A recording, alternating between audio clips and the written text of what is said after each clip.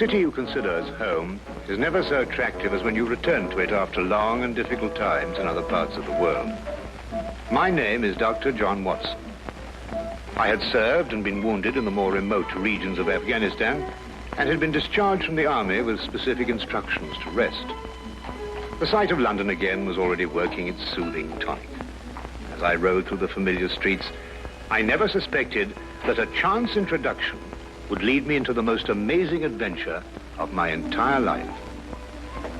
Hi, Stanford. Watson, old man. Hello, how have you been? It's good to see you. Not as well as you, obviously. You look great, old man. Heard you were wounded. Well, it could have been much worse. Sit down. Care for a drink? Have one. Good. Well, what are your plans now? Well, nothing really at the moment. I'm looking for lodgings. Trying to solve the old problem of comfortable quarters at a reasonable price. That's odd. The second man today that's used that expression. Really? Who's the other? Well, you wouldn't know him. He's doing some work in the chemical laboratory at the hospital. Might be interesting. Yes, well, I wouldn't mind sharing a flat with somebody if he was all right. Well, Anything wrong? Oh, no. He's rather strange. Oh, what's wrong with him? Oh, nothing wrong with Holmes. That's his name, Sherlock Holmes. Well, when I saw him this morning, he was doing some research with a corpse. Oh, what was he doing?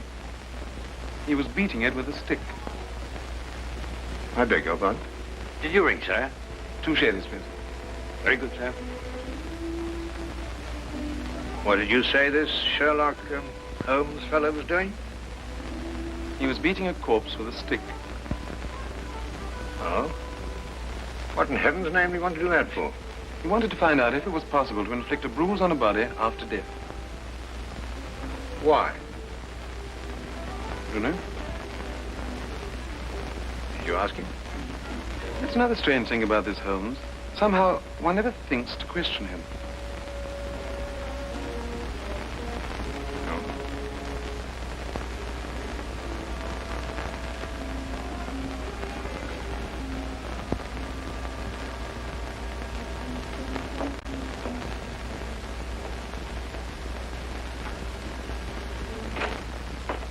It works. It really works. You realize you've just entered the greatest chapter in the history of forensic medicine. You're Dr. Watson. Yes, I am. What works? Foolproof test for hemoglobin. You realize what this means, of course. No, I don't. You must be Sherlock Holmes. It will create a revolution in criminal investigation. Yes, I'm Holmes. How did you know I was Watson? Because you've just come back from Afghanistan. How do you do? How you do? How did you know I'd just come back from Afghanistan? Well, it's written all over you. The problem has generally been that a man is suspected of a crime months after the crime is committed. Then when they find bloodstains on objects of clothing, they can't be sure if it's blood, mud, or rust stains. But this solves the whole thing, of course. Oh, of course. Of course. Stanford told me you're looking for someone to share a flat you'd found. You know, if this test had been in existence a year ago, it would have meant that von Bishop of Frankfurt would most certainly have been hung. And that goes for Mason of Bradford, Muller, and O'Fay, naturally. Naturally. Who are these people? Did you know, I'm delighted to meet you, Watson. I think you'll like the flat. It's in Baker Street, by the way. Oh, we could pop round this afternoon and have a look at it, if you care. Yes. Oh, yes, rather. I'd like that. Good. Did you mind if I play the violin? No, go right ahead. No, I don't mean now. I mean when we're sharing the flat. Oh, no, of course not. I like a bit of good music. Oh, good. I'm not very good. Oh. Tell me, Holmes. Yes. How did you know I just got back from Afghanistan? Well, it's obvious. Now, that's what you said before. It isn't a bit obvious. You're a doctor, that much we know. But with the air of a military man, therefore an army doctor. You've acquired a sunburn. I know it's not your natural color because your wrists are white. Your eyes tell me that you've recently been ill. I'd say some sort of tropical fever. You use your left arm stiffly as though you've sustained a wound. Now the problem becomes, where would an army doctor have contracted a fever, sustained a wound? The answer, my dear Watson, is in the present campaign in Afghanistan, naturally. Naturally. Of course, it's obvious. Naturally. We examined the rooms at 221B Baker Street that afternoon and promptly moved in on the following day. I had, at this point, known Sherlock Holmes for only 24 hours. But the man's fantastic powers of perception, coupled with the almost unpredictable personality I'd ever encountered, kept me in a state of constant surprise when I wasn't being shocked. It was unbelievable, the things he knew and the things he didn't know. Now, really, my dear Holmes, you mean to tell me you didn't know that the Earth moved round the sun? Really? But every schoolchild knows that. Well, now I know it, too. And I shall promptly proceed to forget it. But why? Yes. Why? Why should I remember it? Well, because it's a natural phenomenon. Well, is it important? Does it affect us?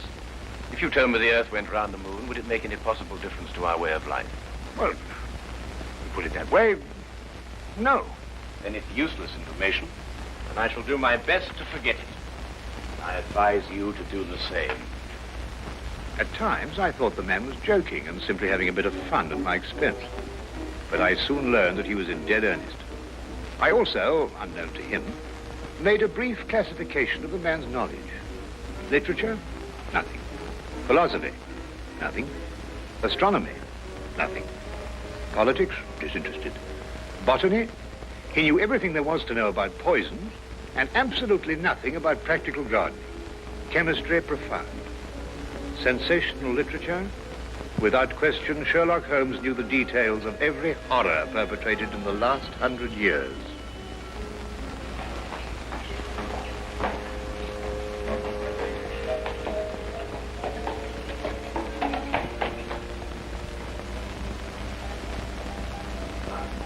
I believe we have a visitor. Really? Who's coming here? I believe so. I would also say he's a retired sergeant of Marines.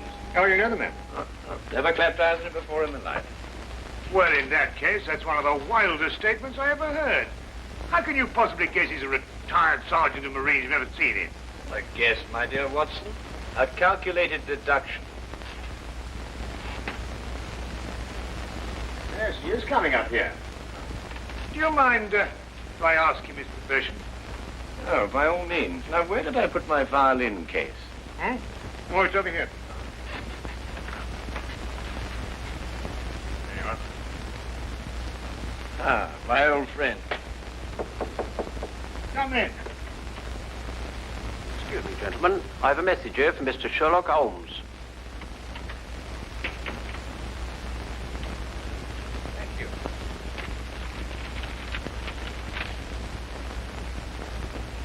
Excuse me. Sir? Do you mind telling me your occupation? Not at all, sir. I'm a civil servant employed by the police department. Thank you. I just wondered. Not at all, sir. How long have you been with the police department? Just a year, sir. Before that, I was a sergeant in the Marines. Good day, gentlemen. How did you know?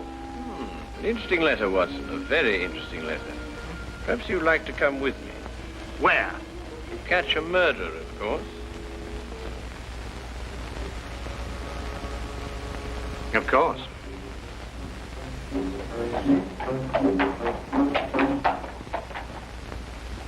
How did you know that that man was an ex-sergeant of Marines? Who? A messenger from the police. Oh, yes, the retired sergeant of Marines. That's what I said. Well, there's nothing mysterious about such observations, my dear Watson, but unfortunately, when explained, they lose their romantic order of mystery. My decision was based on observation and logical deduction. The man had a large anchor tattooed on the back of his hand. This was visible from our window. I admit I didn't notice it at the time, but since you mention it, I think there was an anchor. Oh, there was indeed. He also wore regulation sideburns and had a slight nautical roll. Thus, I judged him a Marine. Oh, guess, I grant you, but only a refinement of guesses one makes every day. Don't be so disgruntled, Watson. Test your own powers of observation. We are entering the perfect situation. Oh, what are we entering? A house that holds a murdered man.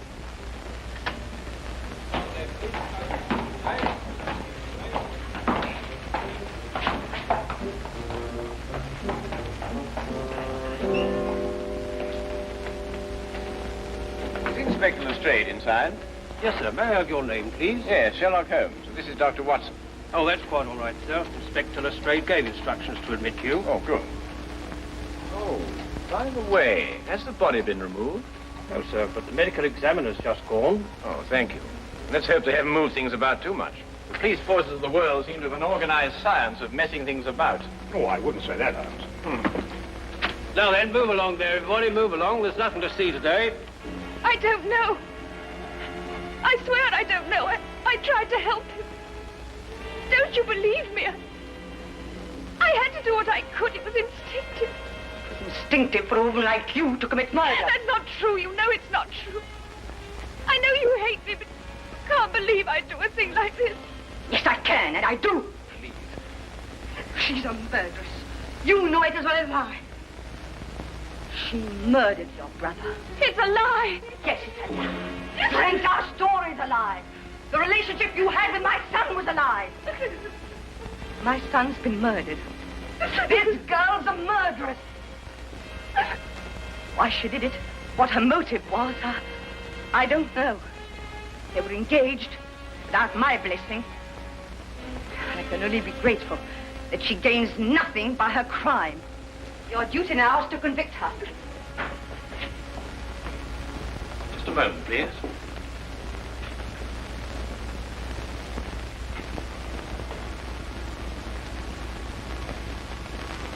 Notice the angle of incision, Watson. Yes. The force of the blow and the general penetration of the upper region of the chest. How long would you estimate before loss of consciousness? Well, it's difficult to say. 30 seconds. Minutes? Oh, between the two. I see. And death? Shortly thereafter. 2 minutes? 3? 3 or 4, I'd say. Thank you, Watson. All right, take him out. Ah, forgive the interruption. I would prefer to have been invited before the body had been moved. I thought you'd be interested, Holmes. Oh, thank you, Lestrade. Well, may I introduce my friend, Dr. Watson, Inspector Lestrade of Scotland Yard? How do you do? How do you know? So you're completely stuck, eh, Lestrade? What do you mean? Well, you thought I'd be interested. Why don't you admit it? You're in a jam. Magnificent cabinet work, don't you think? What you say isn't exactly true, Holmes. I've done you a favor. This is an interesting case.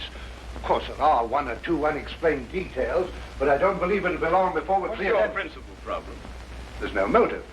I found this girl with a knife in her hand. My brother lying dead on the floor. I found Peter on the floor. I tried to help him By stabbing him? by removing the knife. Anybody would have done the same thing. I love him. Oh, my dear young lady, there's no cause for you to alarm yourself. No one's accusing you of what happened. This would be a clear-cut case if only she had a reason for murdering him. There happened to be a policeman outside the house during the murder, and he said that no one came in except her. Well, what about the others? Who benefits by her death? Well, no one. The estate was left in such a way that if he died before he married, everything went to charity. My dear Inspector Lestrade, he didn't die before he married. This young lady and the man whose body was carried out of here had been married for at least a week. In the event of his death, I imagine everything passes to her.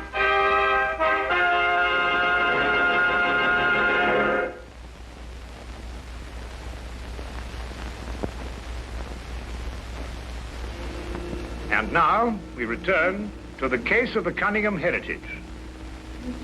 How did you know they were married? Weren't you?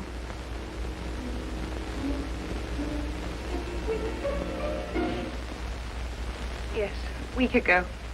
Then you do benefit by my brother's death. You're his heir. I don't know if I am or not. I only know I didn't kill him. I swear I didn't.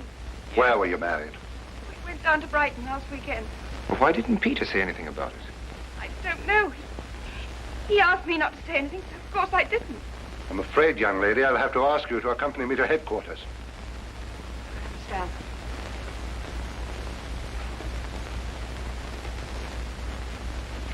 Excuse me, Inspector. I think I should tell my mother. Oh, yes, of course. Tell me, Holmes, how did you know they were married? Well, the man's hands had the remains of a sunburn and the fading marks of a narrow ring, but not as yet that indentation of the finger a ring generally leaves. A weekend in the sun at Brighton explains the whole thing perfectly. I didn't notice these things. Yes, I know. The young lady's hands were also sunburned, and to the same degree. Then the case is solved. Yes, it would appear so, wouldn't it? What are you looking for? Now, do you see that? What? Here, use this. Why, that's only the cut in the carpet. Yes, but it's a fresh one. Yes, but what does it mean?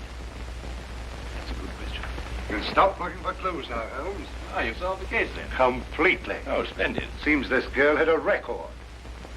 9 months in the woman's prison in Holloway, from the 21st of February, 1892, to the 21st of November, 1892. She was employed as a governess and convicted for stealing £300 from her employer. It's quite true. I knew you'd find out sometime. I made a mistake 5 years ago, but I paid for it. But Peter knew all about it before we were married. I never tried to hide it from him. You didn't know what else you had in mind. I had nothing else in mind except that I loved him. I'm afraid I must ask you to go with the office on this. Well, madam.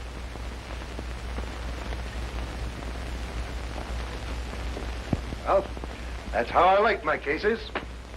Fast and simple. Oh, indeed. You must tell me some more about it. Well, there's nothing to tell, really. Her story was that Peter asked her to call here at 10 sharp. She arrived, found the door open for her, came in here and found him writhing on the floor with a knife in his chest. She screamed, pulled it out. Just then, Brother Ralph walked in. Peter died without saying another word. So she stabbed him for the inheritance and was caught in the act. Simple. Well, holding off a log. Couldn't be simpler, could it, Watson? I still think it's a tragedy.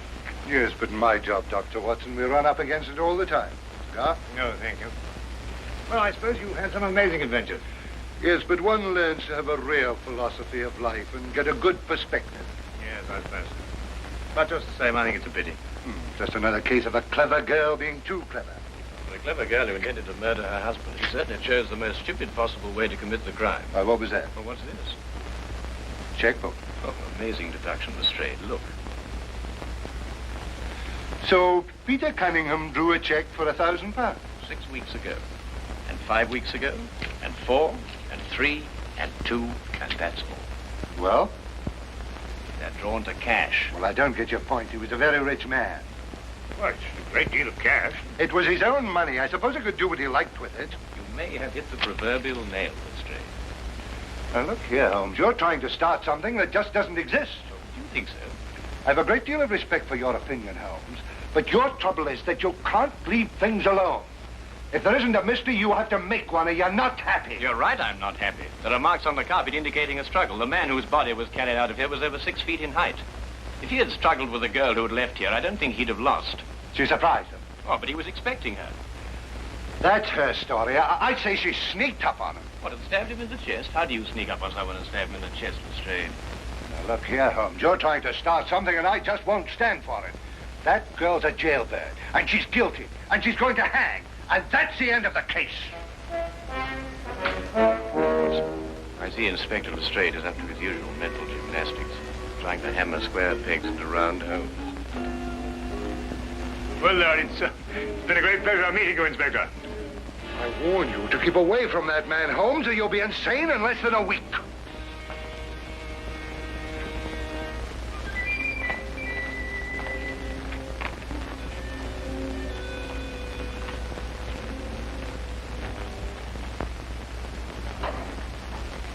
What time is it? Oh, 10:30. Perhaps you'd like to take a little stroll with me. Why? I'd like to investigate this afternoon's affair a bit further. Oh, yes. I'd like that. I thought you'd forgotten about it. Not at all. I've been thinking about it all evening. Shall we go? Then we must exchange our thoughts en route. Where are we going? To the Cunningham house. I didn't know you'd made an appointment there. I didn't. Oh, well, who do you expect to see? No one, I hope. Well, I'm terribly sorry, Holmes, but I'm afraid I don't understand what you mean when you say you want to go to the Cunningham house and you just... You can't do that. What? Well, you can't break into the house. Why not? It's against the law, that's why not. Why, if we're caught... That's it. What is? If we're caught. But that makes no difference. It makes no difference at all. The thing is, if we're caught, it's against the law.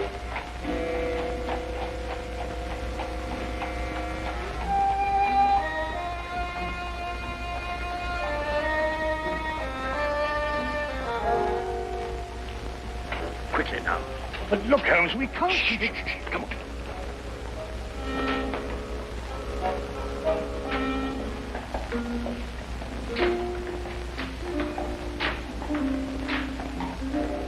Good evening, Inspector. Good evening, Sergeant. Everything all right? Yes, sir.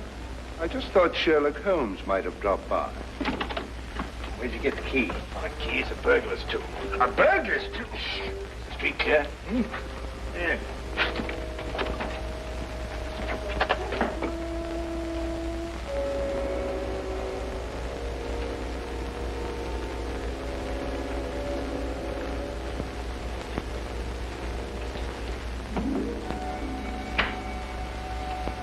How do you know he's out? Because I had a spy watching the house. Go through that cabinet. What am I looking for? Well, papers, bank statements, anything to indicate passage of money from Peter Cunningham's account. Go on.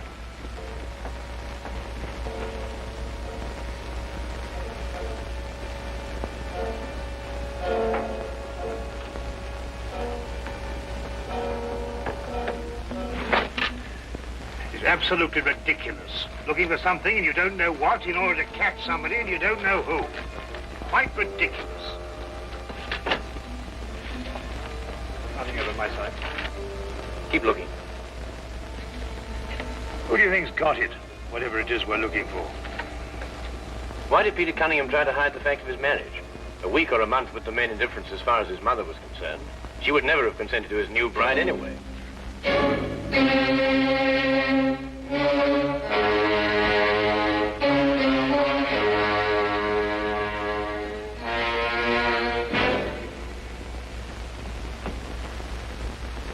He married her to prove to me that my blackmail wouldn't stop him.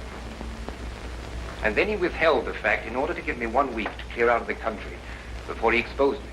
The money he paid you went to buying up your promissory notes. I was being pressed, Mr. Holmes. My brother's engagement to a jailbird gave me a perfect opportunity to extract a little money from him.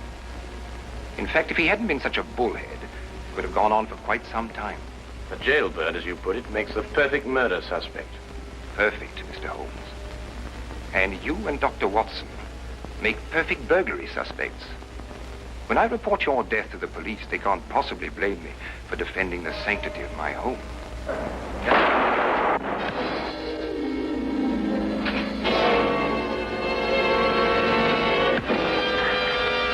Well done, Watson. Oh, I could have done a bit better, only it was my bad shoulder. Quite all right, Watson. Think no more about it. So that's our murderer.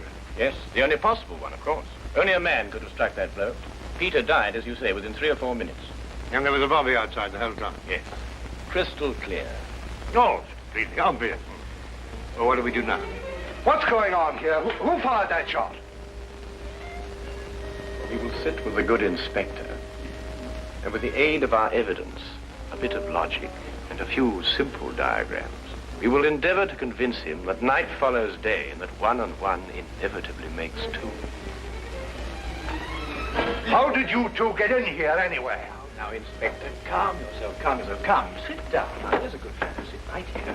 Now, you see, we have a great deal to talk about.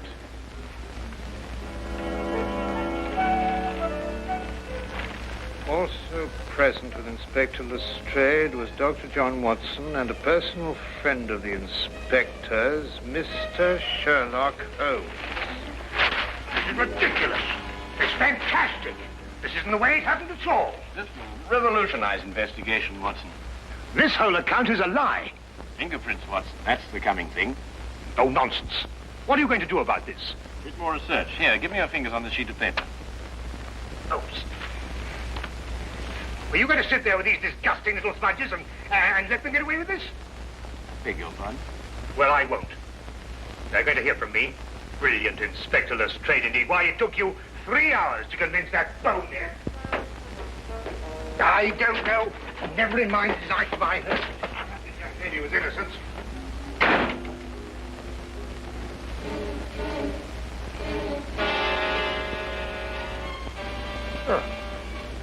I wonder if he got more than a shoulder wound in Afghanistan.